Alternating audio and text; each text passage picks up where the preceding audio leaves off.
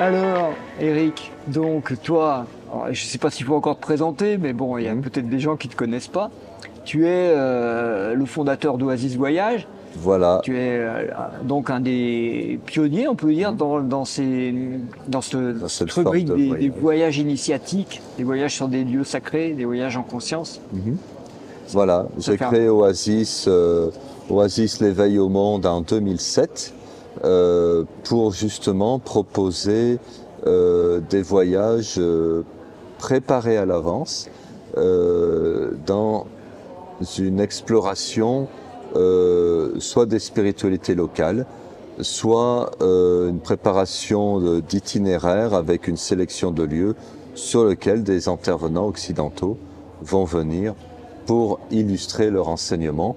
Et ce que j'aime dire, c'est que en fait, le lieu va prendre plus de relief parce qu'il y a un intervenant et que l'intervenant qui a son savoir, sa compétence, ben, va être plus dans un contexte plus facile pour lui à le transmettre parce qu'on est sur ce lieu-là.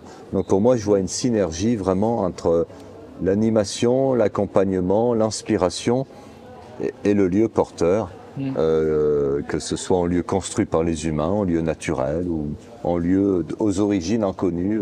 Ouais. Mais tu as quand même le senti de l'adéquation entre, par exemple, le Pérou et tel intervenant. Tu vas pas Voilà. envoyer n'importe qui en Égypte, etc. C'est toujours effectivement en discernement personnel pour sentir sur quelle terre va pouvoir aller l'intervenant. Ça c'est important puisque il y a des destinations qui sont par exemple plus géologiques comme le désert d'Atacama, voilà, où il n'y a pas d'histoire en tant que telle, mais il y a les volcans, il y a les salars, il y a les geysers, il y a les étoiles. Voilà, et c'est différent, par exemple, de l'Égypte avec des temples sacrés. C'est différent par exemple, l'Irlande ou l'Angleterre. C'est différent de Bali où il y a des spiritualités très fortes, très présentes, très dynamiques aujourd'hui. Donc après, je pars de ce que veut faire l'intervenant, pour essayer de sublimer son intervention, sa transmission sur la terre qui va le porter, quoi. Pour que tout le monde y gagne.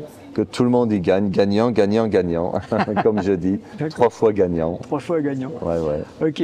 Et ça, donc, c'est une activité qui, 2007, donc, qui est bien rodée. Et puis arrive, il y a 3 ans, le Voilà, le fameux Covid. Covid. on dit. Oui, oui. C'est curieux parce que cette année a été, ces périodes covidiennes, on va dire, ont été assez porteuses parce que déjà j'ai pu faire plein de choses que j'ai pas le temps avant de faire au niveau de l'agence, au niveau des organisations, des fondamentaux. Notamment, j'ai refondu tout le site internet, mais surtout j'ai eu l'occasion d'écrire. J'avais envie de transmettre pour les gens qui n'ont pas forcément les possibilités de voyager. Et c'est vrai que moi, j'ai ce bonheur d'avoir trouvé une manière de sillonner la planète et de m'émerveiller des spiritualités du monde. Et je rencontre des gens qui me disent je peux pas, soit parce que j'ai pas les moyens, j'ai pas le temps, ou j'ai des enfants à charge, ou voilà. Et du coup, j'ai voulu leur transmettre un petit peu ce que j'avais expérimenté moi-même. Donc j'ai fait un premier roman qui a très bien marché, en deuxième roman. Roman initiatique. Voilà, roman initiatique où mon personnage fait le tour du monde et il va rencontrer des chamans au Pérou, des maîtres tibétains, des guérisseurs à Bali, voilà, des maîtres spirituels en Polynésie par exemple. Et il fait tout un parcours de guérison et qui est assez autobiographique. Et à côté de ça, j'ai sorti un oracle là, en novembre, l'oracle des lieux sacrés du monde, où quand on tire une carte, eh bien, dans le livret, on va avoir la lecture du rite relié à ce lieu. Et je propose un petit rituel pratique très simple à faire chez soi, qui vont nous relier, par exemple, au lever du soleil au Machu Picchu, à la pyramide de Khéops, au Rocher d'Or en Birmanie. C'est ma façon à moi d'amener le voyage initiatique à domicile et de le rendre accessible. Oui, ça, mais c'est important que tu le dises parce que quand je l'ai regardé, puisque tu me l'as envoyé, ton jeu, j'ai tout de suite vu c'était pas un simple tirage de cartes, quoi, comme certains tirent des cartes comme ça, puis ils voient une phrase, un message, puis bon. Là, il y a une mise en pratique à faire, il y a quelque chose qui implique le lecteur à participer à quelque chose de l'ordre du rite. Et ouais, j'ai trouvé ça judicieux. Ouais. Je m'y suis pris pour que quand on tire une carte, il y a un texte de présentation qui permette de nourrir notre imaginaire et de se connecter au lieu. Et après, un petit rituel qui est en lien avec le lieu. Par exemple, au Machu Picchu, on y va au lever du soleil pour faire la purification solaire en cas. C'est-à-dire on attend les premiers rayons du soleil qui vont parcourir tout notre être de chakra en chakra. Et du coup, quand on tire cette carte, je propose à la personne de se mettre face à une source lumineuse, voilà, le soleil ou une lampe électrique, mais peu importe, et de sentir, de visualiser que cette énergie vient parcourir notre corps, de la tête jusqu'aux pieds, de avant la tête jusqu'à plus bas que le pied aussi, et justement de sentir ce nettoyage, cette purification façon Anka. C'est ma manière d'amener le Machu Picchu à domicile, on va dire. Ouais. Tu veux que je te partage quelque chose? Oui. En 2003, avec Rose, on est allé, juste avant de s'installer ensemble, on est allé 5 semaines sac à dos au Pérou. On a fait tous les lieux Inca, du nord au sud, enfin du sud au nord. Et à Machu Picchu, on ne pouvait pas y aller, on n'avait pas réservé. On est parti avec une caravane, on a fait un trek dans les glaciers pour passer par-dessous, revenir à Aquascalientes. Et on est monté de nuit à Machu Picchu et on est arrivé au lever du soleil. Et on va à la porte du soleil. Et le soleil se lève et il y a un condor qui arrive et qui passe au-dessus de nous. Ah oui. Ça, c'était dingue. Magnifique. Ah, c'est parce que tu t'en vois pas tous les jours là-bas. Joli message. Ouais. Ah oui. Ça m'emmène des audacieux. C'était audacieux d'y aller. C'est le cadeau, quoi. Ouais, c'est le cadeau, magnifique. C'est mystérieux ces trucs-là, tu vois. Oui. Et c'est un peu ça que toi t'aides à faire découvrir dans ces lieux. Il peut se passer ce genre de choses, on ne sait pas. On a vu des phénomènes assez spectaculaires. Je me souviens à l'île de Pâques, on était sur une pierre chargée de mana, une pierre historique. La pierre ronde, là. Voilà, la pierre ronde, voilà. Tepitokura, elle s'appelle. Et au moment où on a fait ça, le vent s'est arrêté. Et justement, on a vu en vol de rapaces, je ne sais pas lesquels, juste à ce moment-là, pendant la durée des cérémonies. Voilà. Et ils sont partis, les rapaces sont partis quand la cérémonie était terminée. Je dis faucon, mais c'est des rapaces marrons clairs et c'est magnifique. Une autre anecdote, sur l'île de Pâques. Rose, tu sais, à l'île de Pâques, il y a un endroit où les murs ressemblent vraiment à ceux des Incas. Et on est à ce mur-là. Et Rose, elle voit un faucon qui se pose sur une pierre. Alors elle s'appuie sur la pierre, elle le zoome, parce qu'on était assez loin. Elle clique. Au moment où elle clique, tu as un mâle qui arrive et qui prend la femelle sur la pierre. Et on a la photo de l'accouplement en direct. Et tu dis, c'est complètement dingue ça. Eh oui, c'est le temple de la fertilité. Non mais c'est très très. Je vois très bien ce temple au sud de l'île de Pâques. Ouais. Non mais c'est beau ces moments de magie de la vie où voilà, on s'y attend pas et pourtant on fait une action et elle prend du sens, comme si la vie prolongeait notre action pour y donner du sens. Ouais. Et c'est là où on rejoint ce que tu dis, ça amène un plus, plus, quoi. On est gagnant, parce que ce sont des choses qu'on ne maîtrise pas et qui se passent sur les lieux sacrés. Je crois que le premier pas, c'est d'appeler. C'est-à-dire, ok, j'appelle l'expérience qui sera bonne pour moi, j'appelle le message qui sera bon pour moi. Et on en parlait un petit peu ce matin, comment on rentre dans un site sacré. On discutait tous les deux, tu disais que des fois on était bloqué à l'intérieur d'un site et qu'il fallait prendre l'engagement de dire ce que j'ai reçu dans ce site, je vais le restituer ou le développer à l'extérieur. Mais aussi ça se fait quand on rentre. C'est-à-dire que j'ai eu la même chose mais à l'envers, c'est-à-dire qu'en Polynésie, à Ivaoa, donc aux Marquises, j'ai été stoppé net en rentrant dans un marae, ce qu'on appelle un marae, donc en temple. Et effectivement, je rentrais, on va dire, de façon profane ou touristique. Touristique, ouais. Voilà, j'étais un peu en décalage horaire, ok, mais hop, on rentre dans un temple, mais je m'en étais pas rendu compte. Et j'ai vraiment été stoppé. Et là, j'ai pris conscience, ah mais oui, Eric, là, attention, sur ce lieu-là, pendant des décennies, il y a eu des cérémonies, il y a eu des rituels, c'est pas tout à fait comme ailleurs. Et hop, effectivement, je suis peut-être avec ma fatigue, mon décalage horaire, etc.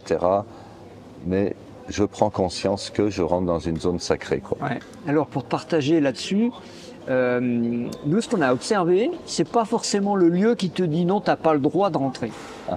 C'est pas forcément ça. C'est que des fois le lieu il dit je t'interdis d'entrer parce que tu vas te faire mal si tu rentres comme ça. Protection. Ouais, il te protège, il te dit ne rentre pas.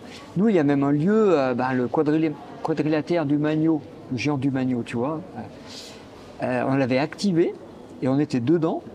Et on n'a pas vu, il y avait des sortes un couple habillé tout en blanc, tu vois, comme tu en vois beaucoup en Bretagne, un peu druidique, quoi, qui arrivait et qui s'apprêtait à rentrer dans le cercle du ciel. Et ça, c'est un endroit où les baguettes nous a dit, tu rentres pas là-dedans. D'accord. Et au moment où ils sont arrivés, sortis de la forêt, nous, on était centrés sur ce qu'on ressentait, tout ça. Les baguettes ont chassé Rose en arrière, tu vois, mais presque à pousser comme ça dehors. Et ça l'a sorti du quadrilatère, ça a fermé les baguettes. Et là, on a vu le couple qui arrivait et qui mettait le pied dans le ciel. Et là, on a compris que le lieu, il nous protégeait et il les protégeait. Parce qu'il ne faut pas faire n'importe quoi avec ces lieux, tu vois. Il ne faut pas faire n'importe quoi. Absolument, absolument. Ça me rappelle beaucoup l'île de Pâques, où les plateformes cérémonielles sont interdites d'accès. C'est-à-dire on peut les regarder à distance. Et je vois les gens locaux qu'on appelle les Rapa Nui, ils hurlent s'ils voient quelqu'un monter sur ces plateformes. Ils ont des amendes, hein. Voilà. Les coincent à l'aéroport. Oui.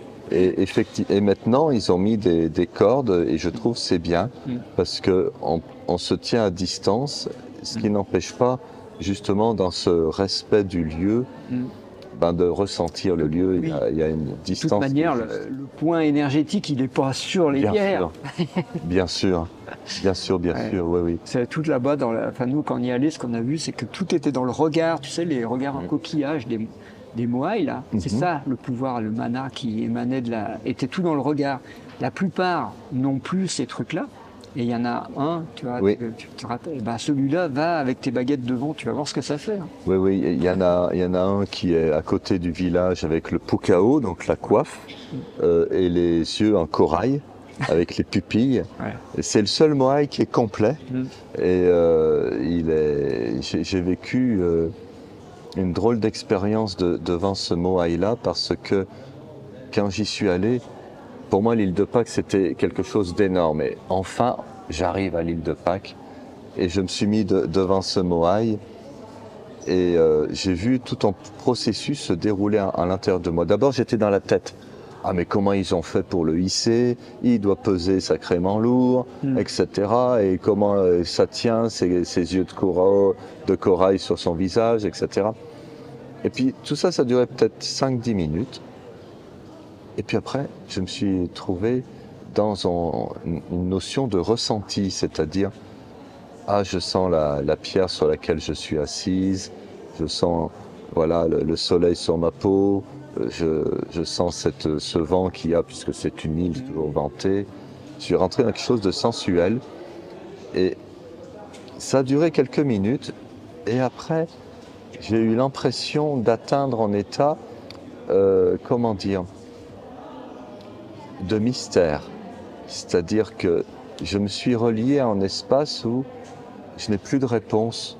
Je suis devant presque, je ne sais même plus qui je suis moi-même.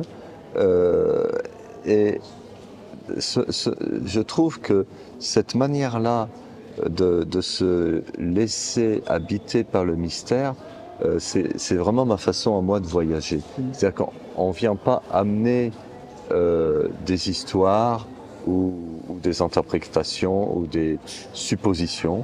On se met devant le lieu ou la statue ou quoi que ce soit, le lieu qui nous inspire, et on se laisse traverser, quoi.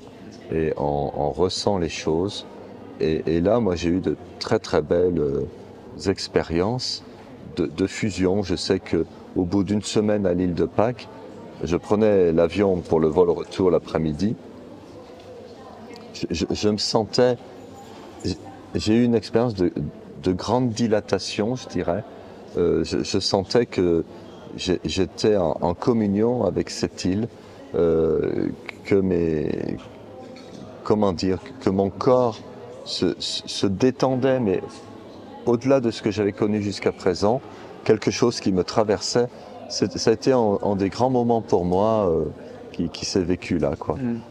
Donc finalement, de faire des successions de lieux, surtout dans un voyage, puisque tous les jours on va sur des lieux différents, et c'est comme si ça fait un forage à l'intérieur de nous. Il y a quelque chose. Voilà, au début, on est un peu excité parce que voilà, on arrive sur le lieu, voilà, on a attendu ce moment-là depuis des fois des mois, et puis après cette excitation en général, elle part, et on rentre dans quelque chose de plus profond. C'est l'avantage du voyage, parce que quand on reste une semaine, voire deux, dans une contrée, eh ben, on se permet aussi de donner au site de cette contrée, ben, comme si on était une boîte aux lettres dans laquelle on allait recevoir des messages. Tout à fait. Et puisque dans un voyage, ben voilà, il y a les temps où on mange, il y a les temps où on dort, et on se connecte, voilà, la nuit. Et du coup, ben, on est forcé un peu de lâcher prise. Et puis, dans un groupe, il y a toujours quelqu'un qui va nous dire quelque chose d'inattendu, qui va donner du sens. Et c'est ce que je trouve beau dans le voyage en groupe, ouais. C'est que il y a les lieux qui portent, il y a l'intervenant qui stimule, mais il y a aussi le groupe qui porte. Et ça fait vraiment de très belles expériences, quoi. Alors, on pourrait peut-être échanger un petit secret, puisque personne ne nous voit. Entre nous. Donc, moi et Rose, on va participer à un voyage avec toi. Voilà. En Irlande. Oui. Été 2023. C'est L'Irlande, qu'on dit toujours celtique, mais en fait... les mégalithes, c'est oui. Avant les Celtes. Il faut juste rappeler que c'est le néolithique et que le néolithique, c'est bien avant les Celtes. Que les Celtes ont utilisé ces lieux, mais que c'est bien mystérieux, tous ces trucs. Et que donc, on va aller en Irlande. Toi, tu organises déjà l'Irlande depuis pas mal d'années, toi. Oui. Alors, je l'ai organisé avant même d'y aller personnellement. J'y suis allé il y a seulement 3 ans. Et alors, c'est très curieux parce que cette terre-là propose des lieux vraiment différents les uns des autres. Je m'attendais à toujours un petit peu des pierres, etc. Mais il y a des falaises qui sont assez énergétiques.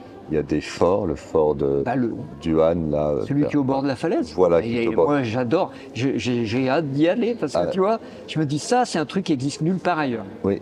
Et ça n'a aucun sens de construire un fort adossé à une falaise. Oui, voilà. Et tu dis donc qu'il y a une fonction énergétique spéciale et on ne l'a pas trouvée parce que j'ai potassé un petit peu, tu vois. Il n'y a personne qui propose et ils disent c'est un fort. Bon. Et non. Oui, parce que pour que les gens comprennent, en fait, on a une falaise et puis on a un fort qui est en demi-cercle. Adossé à la falaise. C'est-à-dire que si tu es là, tu es coincé, tu peux sauter dans le vide. Voilà, c'est assez surprenant. Et tu vois, Gilles, moi, ça me plaît qu'on ne sache pas trop, parce que ça nous évite de nourrir une notion de mental. Et tu vas y aller avec les baguettes et tout, puis je suis sûr que vous allez être amené à des endroits. Oui, nous, ça nous fait toujours ça. Hein. Voilà, et ça va le faire. Et puis il y a d'autres lieux, notamment la chaussée des géants, qui est un phénomène géologique assez particulier, avec des pierres de forme octogonale pour la plupart, qui sont imbriquées les unes dans les autres. Et il y a beaucoup de légendes là-dessus. Alors là, pour la cause, il y a beaucoup d'histoires. Et je trouve ce lieu-là qui est donc sur la mer, quoi, puisque les pierres rentrent à l'intérieur de l'eau, quoi. Et en plus, c'est un lieu très très grand, ils doivent faire peut-être 500-600 mètres. Il y a quand même quelque chose qui est étonnant sur ces pierres octogonales qui sont imbriquées les unes dans les autres. Tu as peut-être des réponses là-dessus? Ah non, pas du tout, non, comme tu dis, moi j'y vais comme ça. Fabrication géologique, mais même si c'est géologique, Il y a une énergie derrière. Est-ce que c'était utilisé par l'homme? Oui, non, ça nous le dira. Est-ce que c'est utilisable par l'homme? Oui, non, ça nous le dira. Tu vois, nous on y va simplement comme ça. On prend ce qu'il y a à prendre, on prend ce qu'on nous donne, on redonne ce qu'il faut rendre. Tu vois, c'est une démarche comme ça que...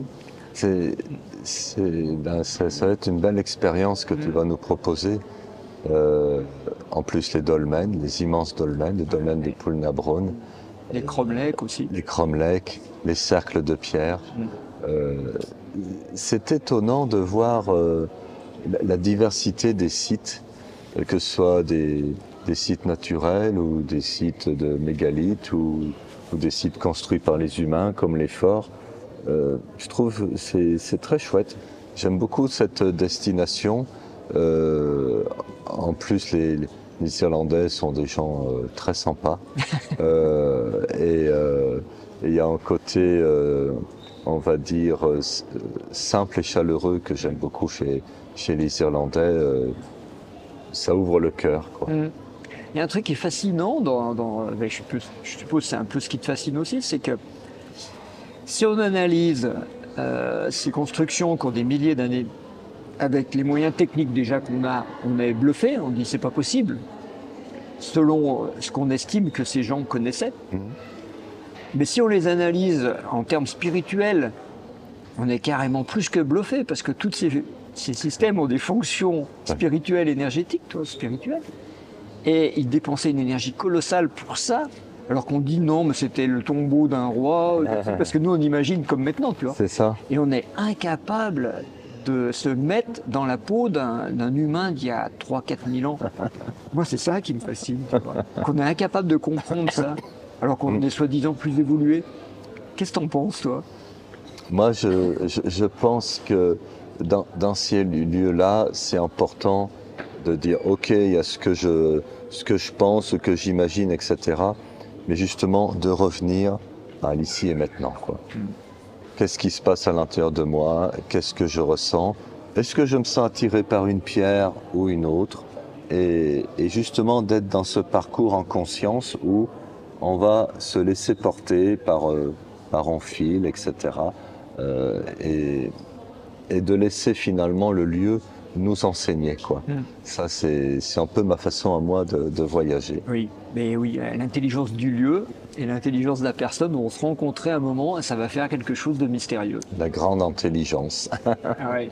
On va pas dire d'autres mots, d'accord? Non. On reste là-dessus. On reste sur des mots simples. Et on se donne rendez-vous donc en Irlande et puis Eric, sur d'autres occasions comme des forums. Merci. Avec plaisir. Bravo pour ce que tu fais avec Rose. Je suis émerveillé de l'organisation que vous avez, parce que je trouve que tous les deux, vous avez le cerveau droit et le cerveau gauche qui fonctionnent bien, parce qu'il faut du cerveau gauche pour organiser ce forum. Je vois la quantité de livres que vous avez écrits, les DVD que vous avez faits, et du coup, c'est bien parce que vous avez cette inspiration, cette connexion. Ça, c'est une excellente chose, mais la deuxième excellente chose, c'est que vous savez la transmettre. Et je trouve que vous êtes des gens rares parce que vous avez les deux. Donc pour moi, c'est une joie de me mettre à votre service et je vais faire vraiment de mon mieux pour que ce voyage soit vraiment le plus beau possible. C'était une interview d'Éric Grange qui termine par l'éloge de Gilles et de Rose. C'est comme ça. Ça s'est passé comme ça. Je vais dire le cri merci du cœur. et puis on vous dit à bientôt sur les interviews du forum, les prochains forums, les prochains films d'intervenants et tout de bon comme ils disent en Suisse, hein, parce que même la Suisse est sacrée. Allez, on termine sur cette blague. Au revoir. Au revoir.